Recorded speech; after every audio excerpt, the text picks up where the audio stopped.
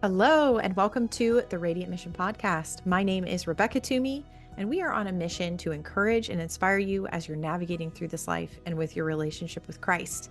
We are in a series called God's Design for Birth, and we have a very special guest today that was with us last week. I'm so excited for her to be back talking with us today about birth and some other birth-related things like foster care and who knows where we'll go.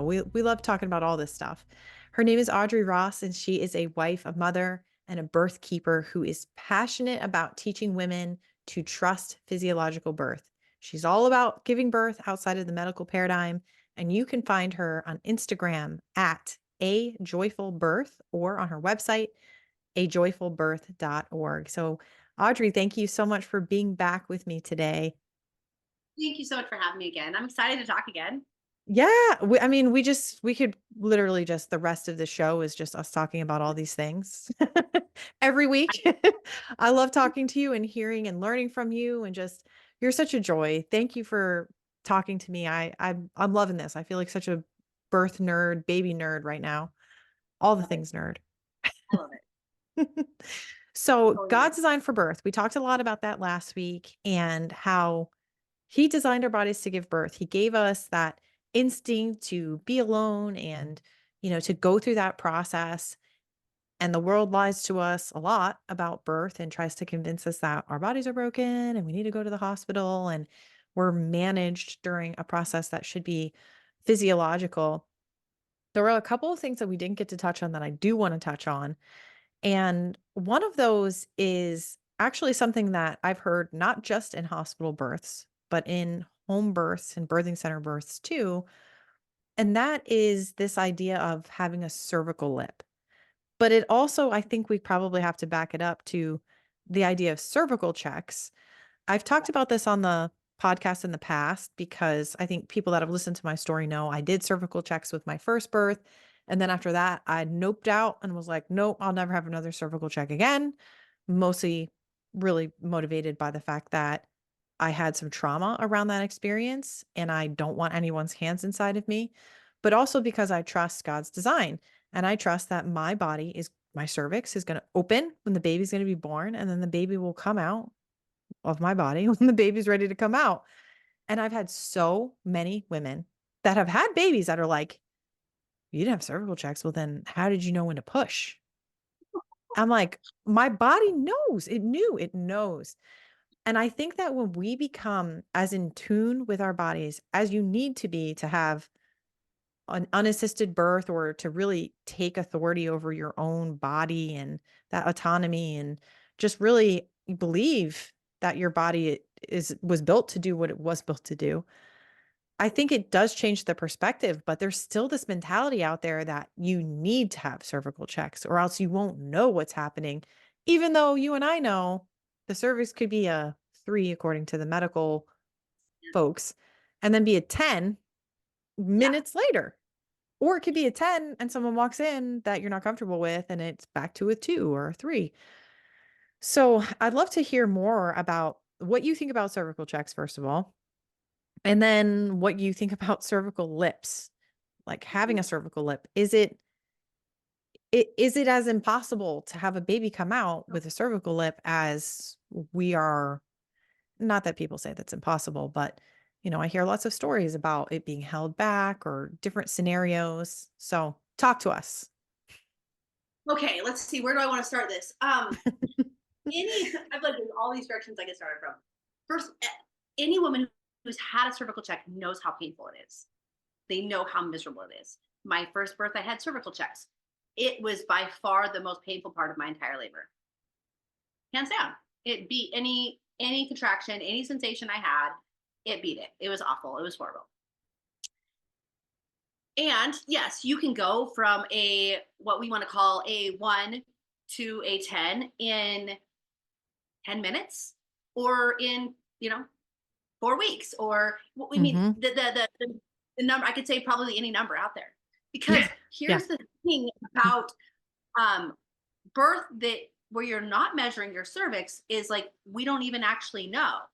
And so all of these I tend to like not even care a whole lot about birth studies, because if there's ever a study on birth, it has taken place in a medical facility, because that's the only place they can actually study birth, which means the birth is disturbed, which Hmm. means the study has been tampered with, which means the Hmm. result, right? Great point. So I do not treat any type of birth study with a whole lot. I don't give it a whole lot of clout, right? Because that's disturbed birth, and I'm not actually really interested in studying disturbed birth. So all the things they could tell you about, a woman who's dilated to, this to that, whatever, doesn't really matter. But we know that the cervix does what it wants to do in birth, according to what the baby is doing, according to what the body is doing, according to what is happening in your environment, whether you're safe or whether you're not safe. And so when I consider the fact that in birth your focus might be like, how's my cervix? Like, what a strange thing to be thinking about in labor. Like, I wonder where my cervix is at. I wonder how dilated I am. I mean, it's actually like a really strange thought, actually, when you think about it, Hmm. when everything else is just happening and flowing. And that's not something that any other mammal ever even considers. So just to kind of like break down like the silliness of it, hopefully for people, like it's a silly practice. Also, we have doctors and midwives, and some are male and some are female, and some are 6'2" and some are 5'0", and they're all given cervical checks. And you can't tell me they all have the same height, size hand, and they're all measuring the same thing. So Hmm. it doesn't, like, is it your 10 or is it his 10 or is it Hmm. her 10? Whose 10 are we going by? We don't actually know. So it's a real bogus thing to even be measuring, because we're measuring with people's fingers. It's a strange practice to think that we need to shove our hand up inside of a woman and see if she's big enough. And the thing about birth is that when our body is ready to push, it pushes. And we feel this urge, and women feel a need to bear down. And that's the natural feeling that will happen in labor. And some women feel that earlier, and some women feel that later. And some women Hmm. have long periods of feeling that sensation and pushing, if you want to call it that, but that's not like a purple pushing, like just on their own. They're just at the end of their contraction, they're at the end of it. And other women, they don't actually feel that sensation until their baby like literally flies out of them. And that's the fetal ejection reflex. And that's Hmm. that's totally beautiful too. And one is not right and one is not wrong. Like, they're both just are, because birth can be so many different things. So I think when it comes to the cervical lip, well, for one thing, like, if there is still a piece of the cervix that is not fully opened, then the baby is not ready to emerge, right? And so I hate that we've like coined this term for something that really only means that the body is not fully opened and the baby is not ready to emerge. And so I think a lot of damage is done then by continuing to prod and pry at that area of the body and try to make something happen. But to back up, I will say that I think cervical checks really do lend themselves to creating a cervix that does that. Because, as we talked about in the previous episode, the cervix will open and close in relativity to how you feel safety wise. Now, you can say you feel safe, but let me tell you, your subconscious knows far better, and your subconscious will dictate what your body does. And just like you can't poop with somebody staring at you, stranger staring at you, even, you go to the bathroom in a public restroom and somebody else comes in, doesn't feel as easy to poop anymore, right? Because now we know somebody's all next door to us. So Hmm. our body, the sphincters in our body, the things that open and close in our body, they respond to how we feel. So a woman who's had multiple cervical checks, multiple intrusions and invasions into her birth, her cervix has not just been allowed to just do what it's supposed to do, which is to slowly, gradually, or even quickly open. It's open, closed, open, closed, open, closed, open, closed, open, closed. And I also think that anything we kind of poke and prod in our body gets inflamed, right? If we were constantly sticking our fingers down our throat to make sure that our throat was big enough to swallow our food, I'm going to tell you, you're going to have sore throat. Like, your throat's going to be inflamed. If you're constantly sticking your finger up your nose or in any orifice of your body, if you keep sticking something where it actually doesn't belong at that time, it's going to be inflamed. Like, it just seems like the most simple thing to actually like make sense of. And so Mhm. now we have a cervix that is not happy. It doesn't want this in it. And so can it become inflamed? Could it become a little swollen? Yeah, it can. And so then are we labeling that a cervical lip and we think we have to hold it back and pry it back? Um, maybe it's swollen. Maybe the problem was totally created, or Mhm. maybe the body just wasn't fully ready yet. And we said, it's time for this baby to emerge. And the body was like, it's not quite time. It's Yeah. close, but it's Yeah. not quite time. And so it just is it's such a label to tap like, well, it's a cervical lip. And I just think that we're not looking into like, well, what happened? What happened leading up to it? And maybe your body just wasn't quite ready to give birth. So does that help? Does that answer it a little bit, or Absolutely. like, No, yeah, absolutely. It absolutely does. And you make some really great points there. In my first birth, which was the hospital birth, they were doing cervical checks, sticking their hands up there. And I later learned that I also was told to push because they told me I was a 10 and told me to push. yep, And after the whole thing, the OB is like, I got to do after the OBGYN cut my bladder when she made the incision oh, for the C-section. And I had to oh, wait for 3 hours for a urologist to come because the urologist that was on call didn't feel confident sewing it because of the way that she cut it. So they had to get some guy that was asleep at home to come to sew it, right? So we had to wait for this guy to come, sew the bladder so they could put everything back in and close it. And then after that, this OB is back in here doing stuff. And I'm like, what's going on here? And she's like, oh, you had cervical tears. How did I have cervical tears yeah, yeah, if not from being hands up there and being forced to push, told to push, you yep, know? And so I totally this resonates because it's like the more that we mess with the body, the more we mess with what our body is supposed to be doing on its own, the more problems we create in that yeah. whole cascade. This is back to the conversation of Mhm. the cascade of interventions, right? One thing leads to the next thing, leads to the next problem and the next problem. And then, oh, well, we saved you and your baby's here and at least your baby's healthy. You're hanging on by a thread mentally, but at least your baby's healthy. I love that one. Of course they tore your cervix. That you are not the first woman to tell me that her cervix was torn with cervical checks. Yeah, yeah. It's It, crazy to think back on that. And so, of course, going through that made me step back and want to look at it. But my hope is that those that are listening to this podcast don't go through it. It's hard. It's like a parenting thing, right? We want to yeah, teach our kids so they don't have to go through the bad stuff themselves, but sometimes we do have to go through the bad things in order to understand. And I know yeah, that God led me through these things for a reason. I would never go back and change it, right? Because I wouldn't be as on fire for birth as I am now if things went differently totally. potentially, Mhm. So it all happened for a reason. I do want to save all of the women Yeah, if I can to say just say no. You don't have to have people's hands inside of you in order for your baby to be born. I promise you, yeah. the baby And will be born. yeah, women who birth without who birth without cervical checks, we don't know because we never checked, right? So if it's only there if we check and you don't actually need to be checked, we don't know what happens when we don't check. So it's a Yeah, whole world of unknown where we just get to trust the body. Does that sometimes happen where the cervix is not checked? We just don't know because we don't check. And we totally. trust that when it's time, the baby will emerge. Yeah. That's You're not right. your baby's not gonna be ready to come out. And you're just like, well, you know what? I just sat there for 8 hours and I didn't feel like I needed to push. No, your baby will just push your baby out. Your body will push your baby out. Like Mhm, we don't need to be told to push. mhm. It's not a thing. Yeah. Yeah. Yeah. Yeah.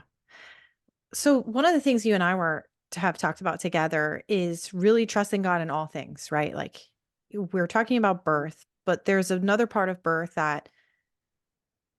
or another part of going into birth that we may not actually make it to that point. You and I have both experienced loss through miscarriage, and I know you have a beautiful story of how that led you to foster.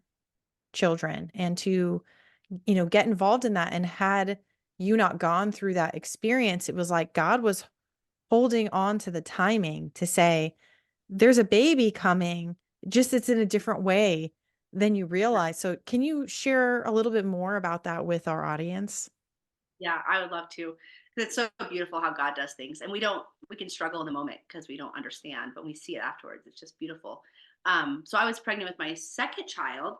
And at that point, my husband and I, we kind of felt like one child felt like a lot. And then we were like, two, okay, this is gonna be a handful. And so we had this conversation, like, do you think this is the last one? Like, what do we think? And I said, no, it's not the last one because God keeps showing me that there's another baby that we're still supposed to have. And God has shown me all of my children, and this is the actually very special relationship that God and I have, and but in different ways with every child. And every time I would see this baby, it was a baby that had curly hair, and so I said it's a little girl with curly hair, dark curly hair. I told my husband, and so we kind of like talked about that. And we're like, that's so interesting because neither one of us have dark hair. I mean, it was like dark hair, but we do have that some on his side, on his like his sister with really dark hair. So we're like, that would just be so unique to have that come out in our genetics.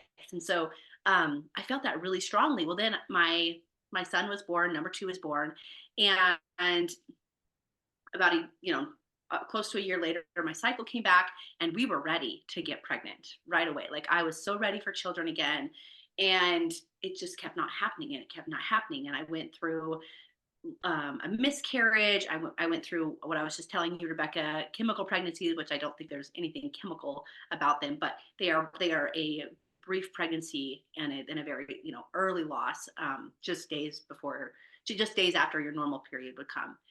And so in that period, it was just a period of like calling out to God so often and just pleading with him and wanting a child so bad.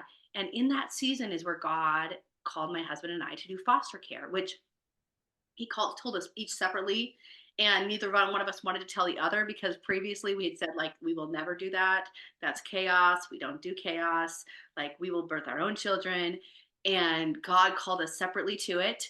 And um and we knew beyond a shadow of doubt we are called to this. And so I remember it was just shortly after all of our paperwork had gone through, we got the call. There's a little boy who needs a home. He's 3.5 months. Can we bring him tomorrow? And we're like, yes, of course you can. And my husband was at the house, and he was there when they brought the baby to the house, and I arrived shortly after. um, but when you give birth to your baby, you pick your baby up and you look at it, and it's this moment of saying like, oh, that's who you are. And like I knew you, but like, oh my goodness, that's you. Oh, of course it's you. But also like, oh, but you're like meeting them, but you also knew them forever. And it's just this beautiful moment of like realization of like, oh, I always knew you. And also this is so brand new and I'm just seeing this face for the first time.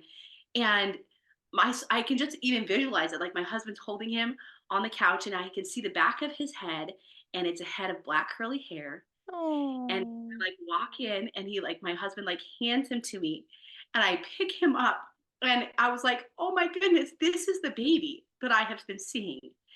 And I was like, it's you. Like I didn't know it was you, but it's you. Here you are. Like you are my baby. And Mm. he was my baby, and he is my baby, and he's in our family permanently. And I had that same feeling. In fact, I tell his birth story. I tell his story, his mom's birth story. He has his tummy mom, and I am his mom. And he gets to hear that because all my kids want to hear their birth story. And so I tell him, he loves to hear about when I Mm. first saw him, and he'll ask me to like tell me again, mommy, tell me again. And Oh. it was the same feeling. And it was so gracious of God to show me that ahead of time so that I had this moment of saying, like, that was the baby I was waiting for. I didn't know that was the baby I was waiting for. Oh, this is going to even get crazier. Do you want me to add the craziest parts to this? Yes, yes. That's so sweet. Yes. Okay. So, and I've shared like some of my other conception stories of like baby one and two, but I haven't shared these parts. So, so he was in our family, and then still I was not getting pregnant, not getting pregnant, not getting pregnant, and I had been praying and praying, praying to God, and um, it was my so we were camping, and while we were camping, went to this we were at a campground, and we walked into this like building where they play games and everything, and nobody was in there. Kind of like a, no, I can't think of the type of room it is. Anyways, like a big room at the campground that was Mhm. available for people to do stuff in, but nobody was Mhm. there. And they had this big like crank thing, like a bingo crank thing with all the bingo pieces in it. And so like I cranked it once, and the number N31 came out. And it's got like tons of numbers. It was the biggest thing I've seen. I crank it again, and another one comes out, and it's N31 again. And God said to me right in that moment, there will be new life in 31 days. And I had just been studying how in the Bible everything's confirmed in pairs of two or three. And so it was a very powerful moment for me to be like, that's two. Like I Wow. had this deep awareness of that. And I was like felt shaky about it. And I told my husband, and I was like, I can't wait to get back to the camper so I can actually like look at my phone and see when I am going to ovulate. And it was exactly in 31 days. And I was pregnant. And I knew I would be. I knew it. God told me. He told me, I mean, I have the picture of it. I knew beyond a shadow of a doubt. He's told me every single time. And Wow. so, but what gets even crazier is when I was a child. Well, I have not shared this on any on I've shared this. Okay. When I was a child, I had this dream that I that somebody just dropped off this baby on the doorstep. And like nobody in the house like was aware that the door was knocked on. And I opened the door, and it was this very tiny baby. And I brought it in, and I was like, Mom, like somebody brought a baby to our door. What do I do with it? She was like, You take care of it, Audrey. And I was like, and she was not concerned, and she was like, No, that's your job. You take care of the baby. I was like, oh my, like I don't know how to take care of a baby. And she was like, it's your job to take care of it. And so like I took the baby downstairs. So it was like bedtime because it happened the evening, and I was like, okay, we have to put the baby to sleep. And so I made it a bed like right next to me on the floor, and I laid this baby on the bed, and I went to sleep. And the next morning, I mean, I really like this all happens in my dream, but like I woke up for real, and I was frantic because the baby wasn't there, and I was crying. I was emotional. It was the most vivid dream. And I've had several vivid dreams, but it like stands out amongst a few of them. Searching the house, crying to my mom, like, where's the baby? Searching underneath my bed.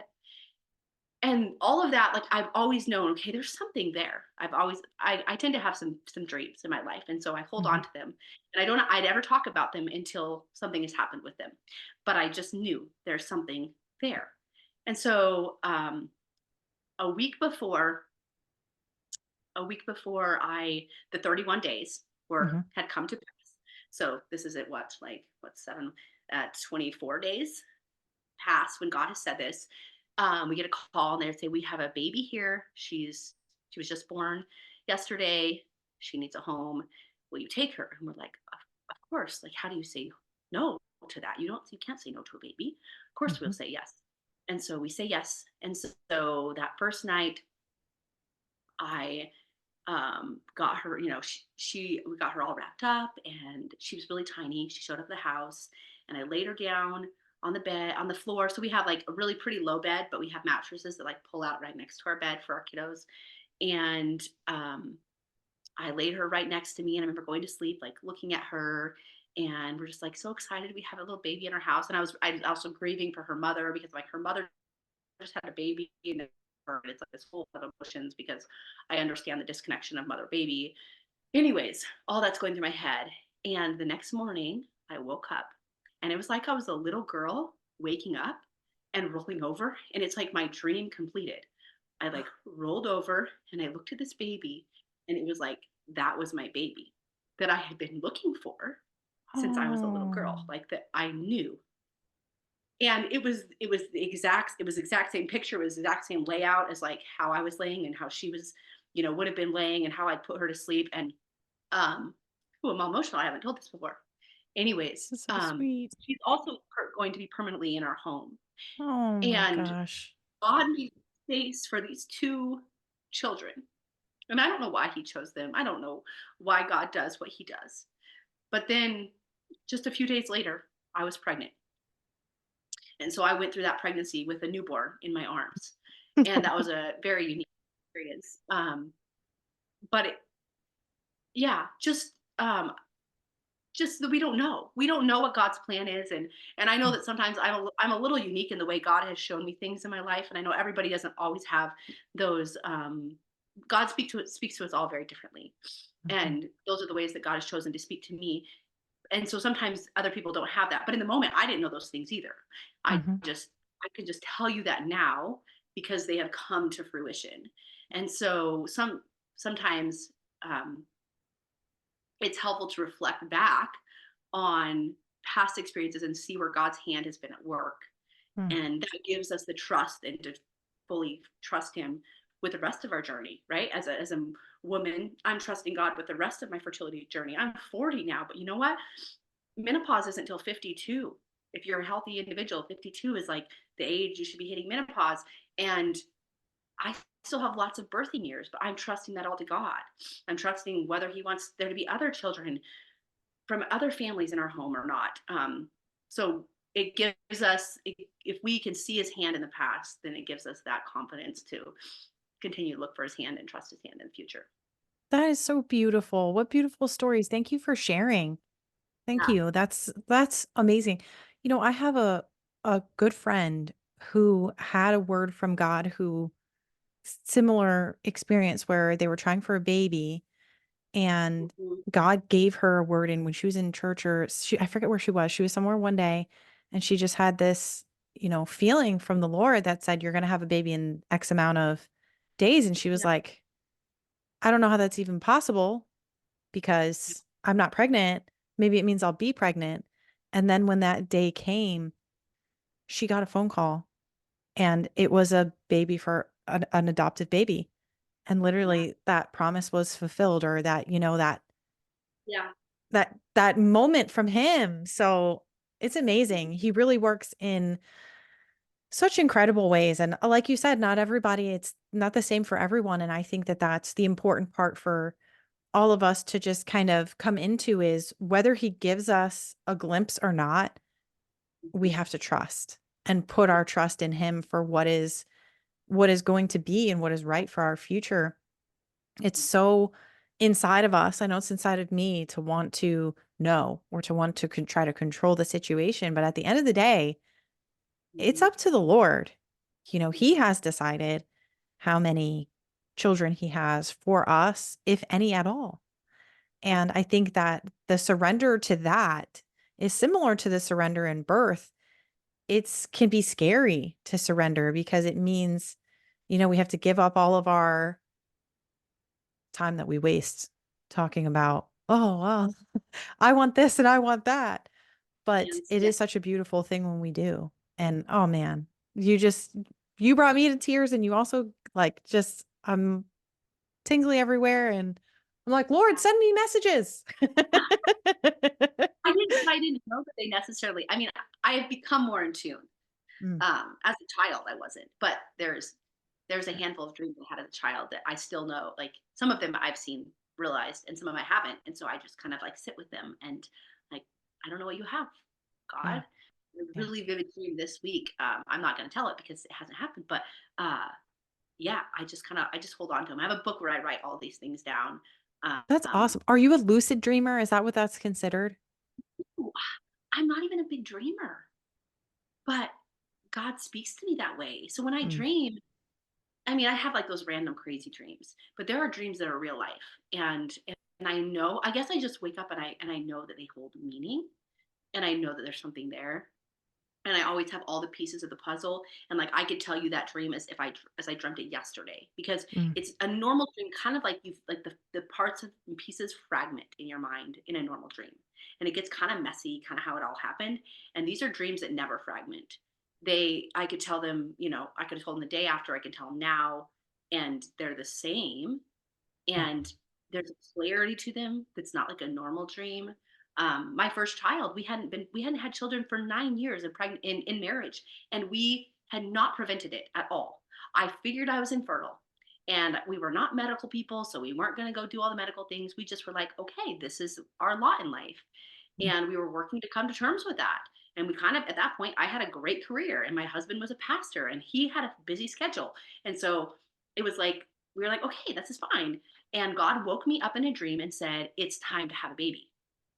And I was like, mm-mm, I'm not. I was Not loving that. now, God. I had that life going on. And oh, it made me sick for days. And then we went to this movie. It was a date night, Friday night, and we're watching this like Western, like shoot 'em up movie. And I like to my husband, I'm like, we have to leave. I have to tell you something. Because I can't even watch the movie. God's like screaming in my ear, like, tell your husband, tell your husband, tell your husband. And I'm like, and he's like, now? We have to leave now? And I was like, yes, we have to leave now. God told me I had to tell you something. He's like, we can't finish the movie. And I was like, no, we can't finish the movie. So we literally leave in the middle of this movie. We go sit down in this restaurant. And I'm like, I tell him, like, God woke me up in a dream and he said, it's time to have a baby now. And he's like, okay, then let's go make a baby. And I was like, really? Like, oh, really? And he's like, yeah.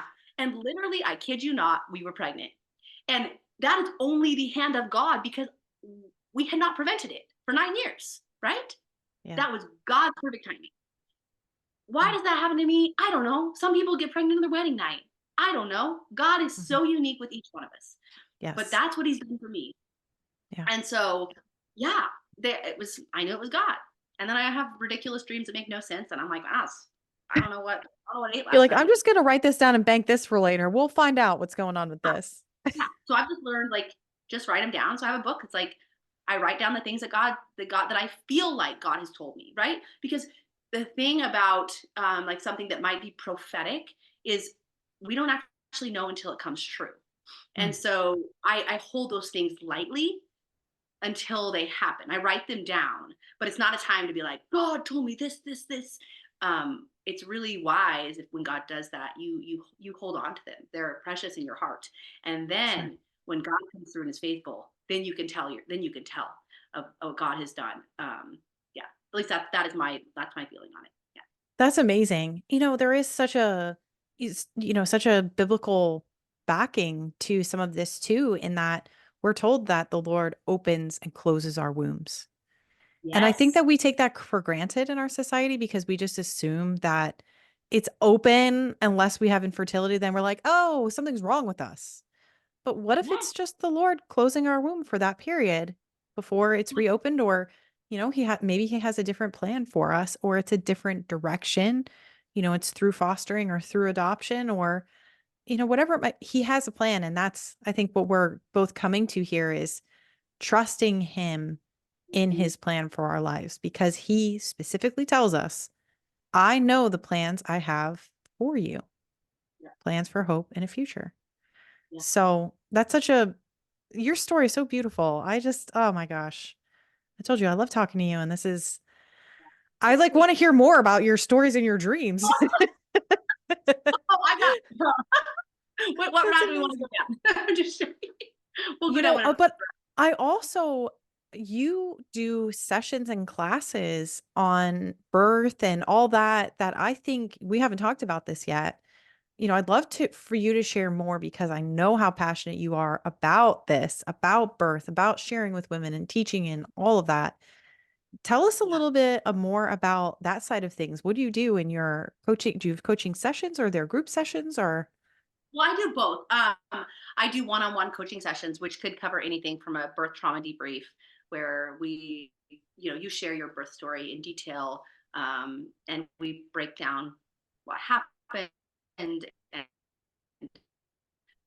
you have somebody to fully listen to you and understand your perspective, right? Like I'm knowledgeable of birth, so I understand like how traumatic it is, and there can be things that a woman shares that she didn't even put these pieces together, and it's really helpful to have these pieces put together for her to make sense Mhm. of her story because women come out of birth feeling like something went terribly wrong and I don't totally know what it was, but it feels awful and like I can feel it inside me and I'm having flashbacks, but I just like what happened. And so that can be really helpful for women to share their story. And I'm not a licensed therapist or anything like that, but I know birth, I know women. I've been in ministry for what has it been now, 18 years. My husband's a pastor. I've done counseling with him. I've done counseling with women. Like I've sat with women's stories of a variety of stories, across the Mhm. board um, for many, many years. And so that's just been another avenue of sitting with women and being with them and hearing their story. And then I do one-on-one coaching, which is it's actually really fun because it's this vast array of things of women saying, I have this and this going on. I was diagnosed with cholestasis in my last pregnancy, and now no midwife will see me, or I'm free birthing for the first time. Like, what do I need to know? Or these are my questions I have, or my husband is not on board. Can we talk through what it looks like to bring him along? Or, I mean, it's such a variety. I've even had women who would be like, I just need to talk to somebody who will see birth on the same page as me. So, like, Mm. I'm going to basically schedule a date with you to like talk birth and feel like I'm not alone in free birthing or in whatever birth choice that they're making, because women can feel really isolated in that their family doesn't understand, and sometimes they're part of a church, and churches are like actually the worst at understanding. They love the medical system, and so they can feel very, let's be honest, right? I They can know. I giggle because I'm like, yep. they can feel more ostracized. I mean, they can go to their chiropractor and feel accepted and loved and Mhm. embraced.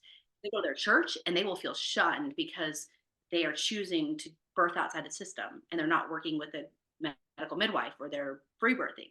And Mhm. so women are looking for relationship and connection, and just even like words of support, or like, I'm going to do this after I've had, a couple C-sections. Am I crazy? Tell me I'm not crazy.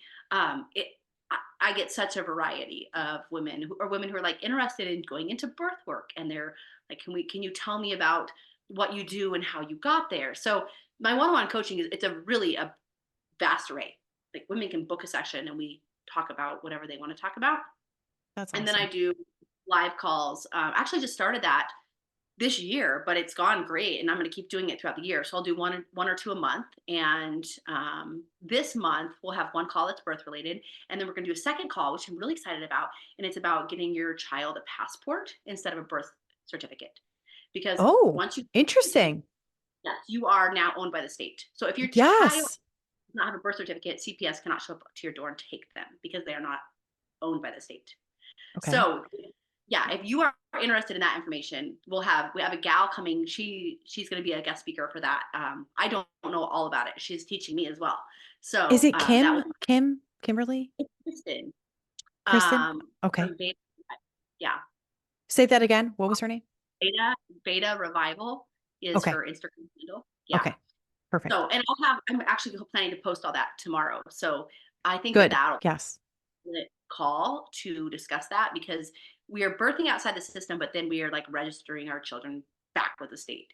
And some of that's a disconnect. And I've done it myself, but I kind It's of so don't want. weird, isn't it? It's so weird. When we had our first rebirth and then we had to go to the Department of Health to register our baby with Caesar. That's what it felt like. We're going there and they're like, get your register your baby with the government here, get your COVID shots here, get your vaccines. And we're like, what, we're doing this? Do we have to do Yeah, this? Can we leave? What, I know. Yeah, yeah. So So there's, that's awesome.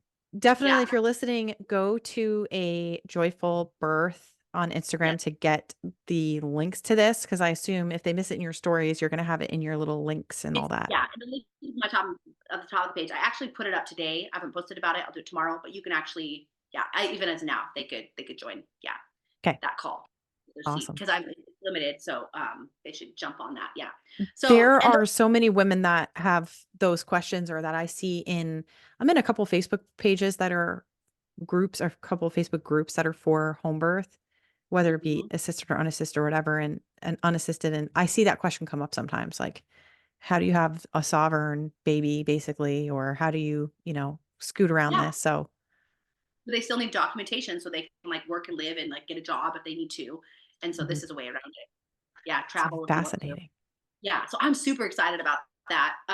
So it'll just change month to month, but I do that, and then I work in person with women, and I also offer virtual support. So there are women who are free birthing; they just want somebody that they know that they can call if they do have a question in Hmm. birth.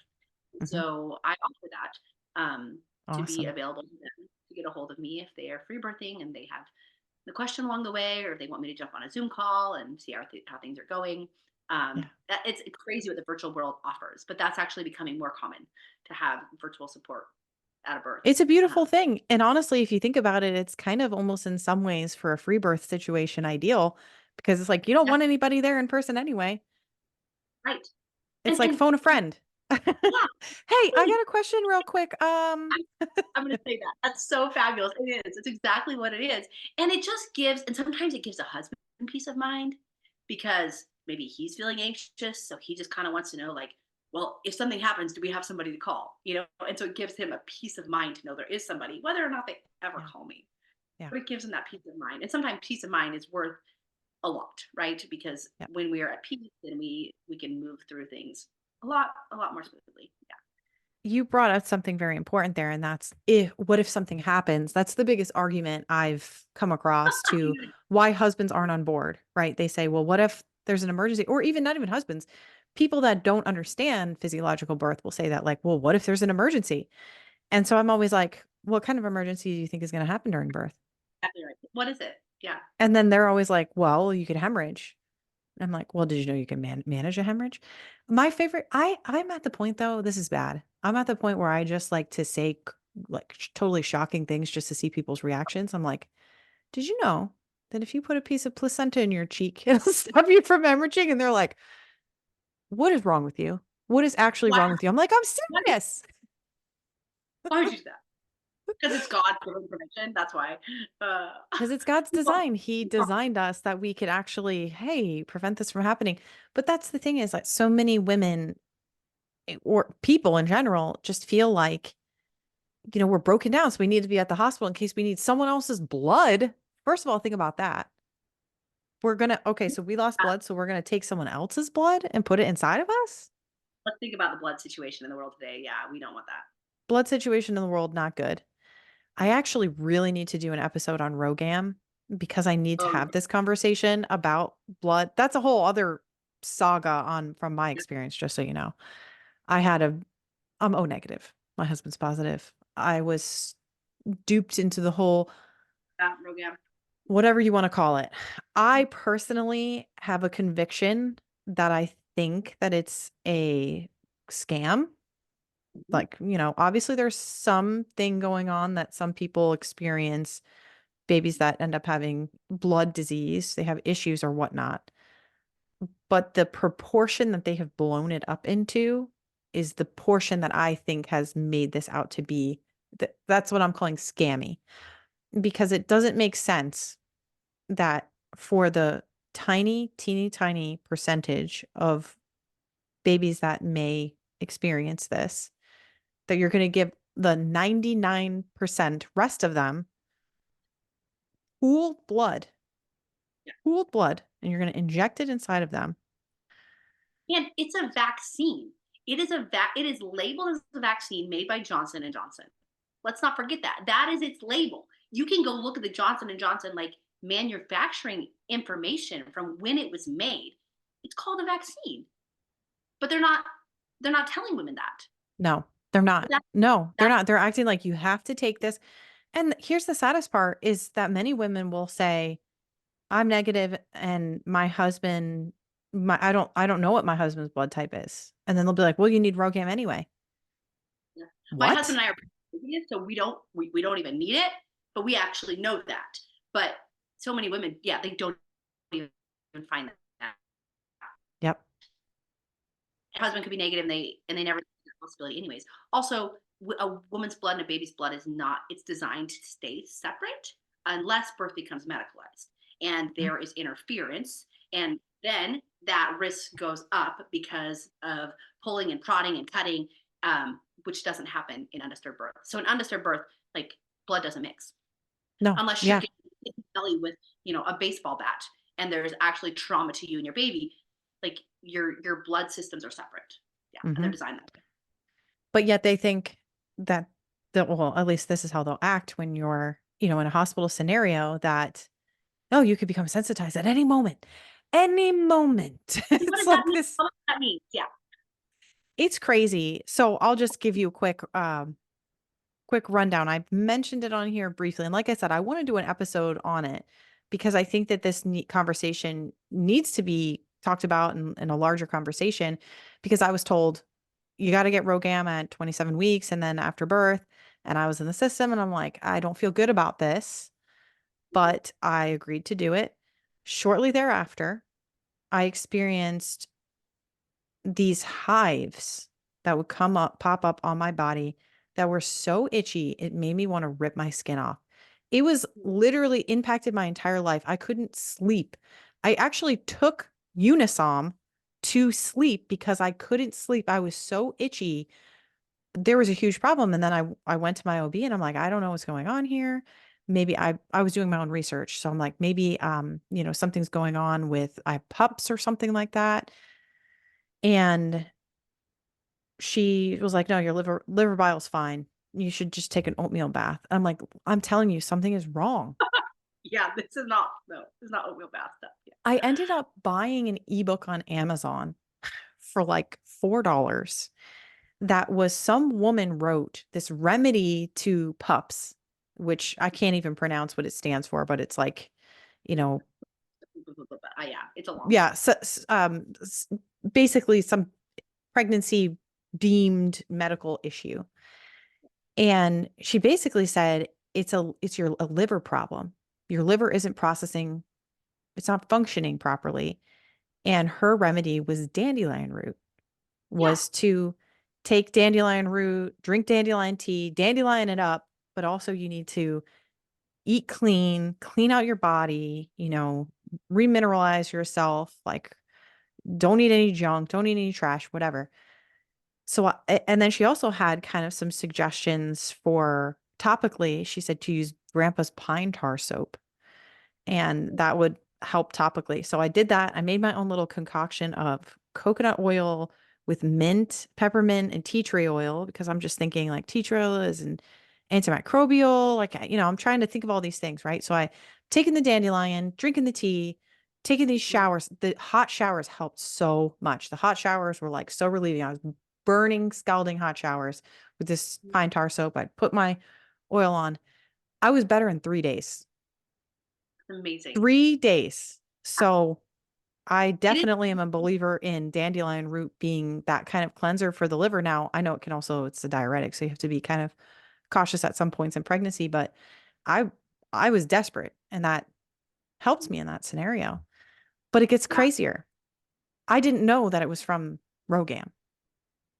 I didn't put the pieces together because no one else put them together either. It wasn't until I went through my birth, hospital birth, had the whole cascade of interventions, had a C-section, went through all that nonsense. And then they came into the room the night after I gave birth and they're like, "You need your second dose of Rogam." And they give it to me. And then shortly thereafter, maybe an hour, 45 minutes, my Uh, throat started closing up. I had an anaphylactic reaction to it. And then that was when I was like, why, what was going on? Of course, they're like, "What did you eat?" I'm like, "Nothing." what did you decide? Yeah. I actually had to use my own EpiPen. I carry an EpiPen because I actually have an allergy to Red 4 and they they couldn't get one fast enough. So I we had to use my own. And they were really asking those questions after like, "Oh, did you eat something? Did you this? Did you that?" And it that was the moment when I was like, I something is up with this. I got this vaccine today, the shot. And I looked back through my pictures and I looked back for the date where I got that first dose. And it was within days after that that I started to have all these problems. And I'm like, I Wow. injected myself with a toxin with all of this blood from all of these people that was pooled. And it just made me feel like, oh my gosh. I ended up discovering there's a Facebook group called Rogam Rebellion. Yeah. And so many people sharing their stories, so many people talking about this. And a lot of people are still in that group pretty pro this Exactly. Yeah. shot. I'm that. Yeah. Yeah. But it was definitely a learning experience. And of course, I've said I'm never doing that again. Right. And And look, you're having babies. yeah, and guess what? I'm having children, and all of my children are positive. So Yep. there's that. Exactly. I have all of my sisters, I think, have had Rogam, I think, except for me, because they are all A negative as well. And I've all seen their health, like they have gone through like autoimmune things and stuff like that. Um, after their pregnancies. And Yes. I've they've heard a never, lot of stories like I've that just too. observed from the outside and been like, oh, I see some connections. Yeah. So, um, We and that's the thing. My sister is my co-host on this podcast, and we did a series a while back on pharmakia and kind of this, disturbance of our bodies and this introduction of medicine and yeah, medication to solve problems, right? But if we were to think about this from a God perspective, does it seem right that we're injecting other people's blood into our blood? We're told in the Bible that our blood is our life force. yeah, And when we take on other people's, I mean, what are we doing?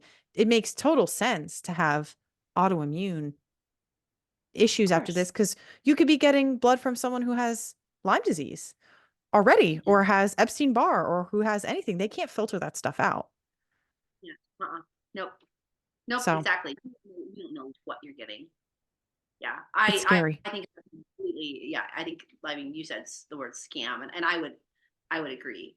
And how many women have been having babies and never known their blood type and they're still having babies, right? Like, just, just pull the veil back a little bit. Like, we've been having babies forever and women didn't know their Yes. blood. Nope. And it Nope. didn't matter. It didn't matter. Women had babies. And And all of a sudden now our blood pool is getting distorted and poisoned and what are the effects of this going to be in the future moving forward? And when I say scam too, we've got to like think about this from a corporate profit standpoint. If this oh, is a yeah. line item, it's a line item. Yep. It's Totally. a profit center, they're selling something. When you work in Exactly. business, you're always looking for another thing to sell. And that's their business. That's the business of pharma is come up with something to sell. Oh, 1% of women have babies with this disease. Let's sell this to the 99% of the other women. And Oh, yeah. now we're rich. Exactly. Exactly. Yeah. I mean, that's what it all. I mean, it is a money making machine. That's what the medical industrial complex is. It's there to make money. It's a business. It's a Mhm. brilliant business, but that is the purpose. They're not actually there to serve us and take care of us or anything like that. That's hogwash. It's a Yeah. business with Yeah. money. Yeah. Well, I could certainly stay here talking to you all day and night. Was there anything else that you was on your heart to share, whether it be about birth, whether it be about trusting the Lord, any of it? Not that's just coming to my mind off the top of my head. Are there any other Okay. questions? I mean, I could talk about birth all day long. I could talk about trusting all day long. I mean, I could go off on the subject of like trusting our womb to the Lord. Feel very passionate about that. Yeah, talk to us a little bit about that. Let's talk about trusting our womb to the Lord because I do think that that's, a lot of women are we're we're we're controlling, right? We're like, okay, I'm gonna have a baby at this time, and then I'm not gonna have a baby, and then now I'm gonna have it. So share a Yeah. little bit on your thoughts on that. Well, first of all, do we trust that children are a blessing because God has told us that they are? And a lot of women do not. They can say that, but then children are hard work, and children, you got to pay for children, and you got to this and you got to that, and I don't know that we truly, as believers, trust or believe that children are a blessing. But if Hmm. we do, I think that's where it starts, right? Because trusting our womb to the Lord means that we are open to His blessings. And when we put it that way, it kind of changes it all. But instead, we're saying we want to control our family size. We want to control, you know, whatever the money that it takes to have children is. We want to control this or that. But the actual question is, are you open to God's blessings? And Hmm. that may look different from one woman to another. I have chosen to have an open womb, and this is only my fifth pregnancy. Um, other women have chosen to do that, and they're up to 11 children. Right? I have a friend, Yeah. and I Yeah. think they're on 10 or 11. That's not what God gave to me. So just because you choose to have an open womb doesn't mean you're going to be pregnant every single year of your life, right? Hmm. It doesn't. Um, but it means that you're open to God's blessing. And I think we miss out. Ooh, I think we miss out on so much. I think that the work of the Lord could be so much greater if believers were open to having the children God wanted them to have. Like, what Mhm. children did you miss out on that God wanted you to have? I think that we want to really critique this the whole culture that is switching genders, and they're doing, gender modification surgeries and all of that. Meanwhile, women are having their tubes tied and they're having hysterectomies, and men are having vasectomies. They're literally altering the reproductive systems, and Mhm. we will say that is totally okay.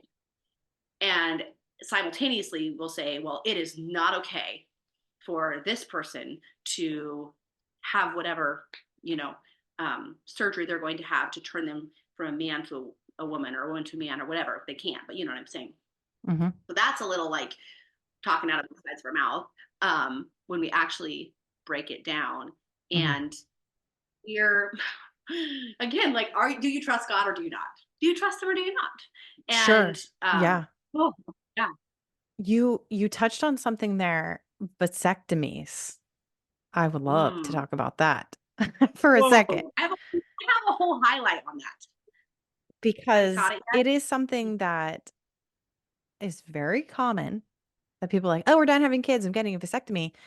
And me being the nerd I am, I'm like, "Do you know how that's gonna impact your health long term? Do you know, like, does that make sense for us to cut off a bodily function that is Mm. supposed to happen? What happens to, all your stuff, guy? Like, what happens on the other side of where, that tie was severed?" Yep. I ask these questions and then people are like, "Oh, well, whatever. I'm just gonna do it." Yep. And I don't know how did we get to this point? Well, because, okay, first of all, birth was traumatic, and so women say, "I've already done my part. You do your part. I've already had the surgery. I've already had the C-section. I've already had the episiotomy. I was already cut. It's your part." So first of Mhm. all, if birth wasn't traumatic, there would be no part for him to do, right? That's And true. If birth wasn't traumatic, then they would just keep having kids and yes, potentially. okay. And if But we had a positive mindset about parenting, and if exactly. parenting wasn't seen as this, terrible, horrible thing in our society where you lose all of your freedom, but instead as God has blessed you with this child. Exactly. It'd be an entirely different paradigm, and Mhm. men wouldn't feel beholden. No man wants to get a vasectomy. They don't. They don't want to do that, but they feel beholden to that. They saw their wife go through that trauma over and over, and they saw their wife struggle through breastfeeding because they had a medicalized birth and that bond was broken and they couldn't breastfeed. They saw all of that happen, and they're like, "That's the least I can do." So they're good men. Men getting vasectomies, they're good guys. They're trying to do the Mhm. right thing.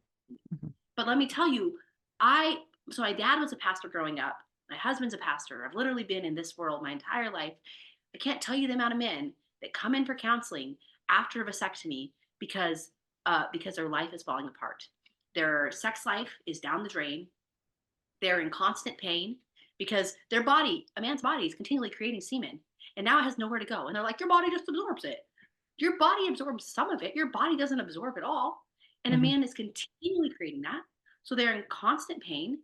They don't have the sex drive they had before. Now they have turned to pornography because they no longer feel like a man. They've been emasculated. So they don't want Mm. to be vulnerable with their wife anymore. Mm. So they don't. So they go find another release where they don't have to be vulnerable. You don't have to be vulnerable with pornography. So their life is eroding. Mm. And their wife's a happy camper because she's not going to get pregnant again. It's not like it's just a couple guys that came in for counseling for that. That Wow. those were common occurrences. Those Wow. are common occurrences. And and it's not like men are getting together and talking about it, because no, men don't get around together and talk about their balls together. I mean, they might if they're gonna do it. They're not gonna actually like talk about it unless you have No. a very intimate group of men where that's safe. That's not happening. But they will Yes. come and talk to the pastor about it because they actually don't know who else to talk to. Mhm. They have no Mhm. freaking idea who to tell that this is happening. And Yeah, so because they'll if they tell go to them. the doctor will be like, "Oh, yeah, you're fine. It'll go away." You know? Yeah. So that's not an uncommon thing. But we're not talking about that. So now your marriage is eroding. And we're just not, we're not playing that tape forward to how this is impacting men, how this is impacting marriages, and then, and yeah, what the consequences of it all is when we change our body. Mhm. And that wasn't how God created you, so it's probably not how He wants you. It's interesting because there's a lot of things that we're doing today on that same level, right? It's the vasectomies and removing gallbladders and removing tonsils. And we're like taking out all these organs from our body that are serving a purpose, that are doing things instead of saying, well, wait. Why is this happening? Perhaps there's something else that I can do to change my lifestyle to heal whatever issue. And I think on the female side of this, we talked about vasectomies. On the female side of this, women who are getting their uterus taken out or parts of their reproductive system taken out because they're having pain or heavy periods or endometriosis or whatever you want to call it. Yeah. I studied into some of this. Obviously, I'm not a doctor or anything like that, but it would seem to me that our body communicates with us. And when we become in tune to it and we listen to what it's trying to tell us, there might be something else going on. But because it's a very normalized thing and it's a quick fix, it's easy, we take it out and then your symptoms are gone. But how does Yeah. that impact the rest of Yeah. your life or the rest of how your body functions? I'd love to hear more of your thoughts on that one. I mean, women live with deep loss after hysterectomies. It is a, it's a deep hurt inside of them. They sometimes enjoy that they're symptom free, but Mhm. it feels like a great loss to lose that part of their body and know that they could no longer have children even if they wanted to. And that's usually, I mean, there are things they could have done. And also, what choices did you make that possibly led you here? Were you on birth control for years and years of your life? What is your eating like? Have you been consuming everything in the world that is full of, synthetic synthetic things and hormones? And I mean, our Mhm. entire world is that way, but it's not actually looking at the deeper pieces. And I subscribe to German New Medicine. I don't know if you're familiar with that, but Oh, it tell us is, more. Yeah, tell us more about that. I've heard some, but we haven't talked about it on here yet. I mean, it's a massive thing to go down. But in German New Medicine, the symptoms are the healing. And so when we remove a body part in the middle of the healing, we actually were like, we were, our body was actually getting there. And now Mm, the healing was not complete. And so like for endometriosis, there's a loss, or like if there was a miscarriage or a woman wanted to be pregnant and couldn't be pregnant, the body actually is creating extra of its own to try to like satisfy this loss that a woman mm, has. And so there are ways to deal with that by addressing the subconscious level. And actually, when a woman gets pregnant, oftentimes like endometriosis then is no longer there because she had her baby. There's lots of ways to address it, but the root of GNM is that every organ in our body is controlled by our brain. And so things don't happen on their own. Like you don't have like this eczema spot right here because your skin had some reaction, because that's actually controlled by your brain. And so it all flows through the brain. It's a long, amazing, fascinating conversation. I have a highlight about it. If anybody wants to like dive into it, I am I am new. I'm a year into this journey, but I see it play out all the time in my life. But that would be a great place to just like jump in and like basically the premise though within like having a hysterectomy is like your body's actually in a process of healing because you're having these symptoms. So how do we move you through the symptoms and staying stuck in what is called a hanging healing, where your body is like continually having maybe like a relapse of whatever was causing that, and now we're trying to heal again. And so it's called things that are chronic are considered a hanging healing. How do we move a woman's body through that so she can be fully healed, instead of saying let's just remove it? mhm. So there's just deeper things behind what's happening, and choosing to remove a body part is not addressing any of that. Yeah.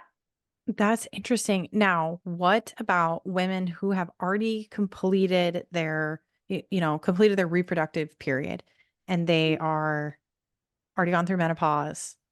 Because I've heard this too, like, I don't need it anymore. Do we still need it? It still is giving your body hormones that you need. not having a full cycle, but it still is a vital part of your body. And then women, yeah, it's then they start having like bladder prolapses and things like that because now other parts of their body are falling out because they don't have the original parts that are supposed to be there. And That's a good um, point. yeah, it's I think there's always consequences, Yeah. honestly. Yeah, absolutely. And I'm not getting any of my body parts cut out anytime soon.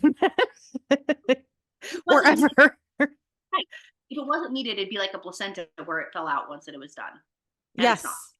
Yes, that's So true. obviously, That's true. yeah. When our placentas are born. Yeah. I love it. Like I said before, I could talk to you literally all night. We are I know. just so on this rhythm with all of this stuff, but I know that you have babies that you've got fi- thir- what I've was it? got One, two, three, four? I have 6 at home right now. Yeah.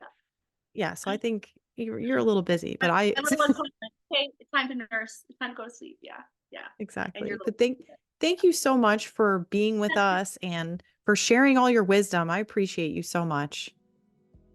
it's been so lovely to be on here. Thank you for being radical. Thank you for being willing to think outside the box because it's just such a blessing to talk to another woman of God who is that way because we are a little unique in Yeah. the Christian world. And so it's such a blessing. I thoroughly enjoy it. Awesome. I think I need to change the name to the Radical Mission. I'm down. Radiant I love radical it. I there. love Yeah. it. Thank you so much. And you can find Audrey on Instagram at a joyful birth again, or on her website, ajoyfulbirth.org. And thank you for listening and for tuning in, being on this journey. And if you want to follow the Radiant Mission, we're on Instagram and Facebook at the Radiant Mission. If you're not watching this on YouTube, be sure to check it out on YouTube at the Radiant Mission or by searching my name, Rebecca Toomey, Twomey. And today we are going to close with Colossians 3, verses 23 through 24. Whatever you do, work at it with all your heart, as working for the Lord, not for human masters, since you know that you will receive an inheritance from the Lord as a reward. It is the Lord Christ you are serving. We're wishing you a radiant week, and we will see you next time. Bye, everyone.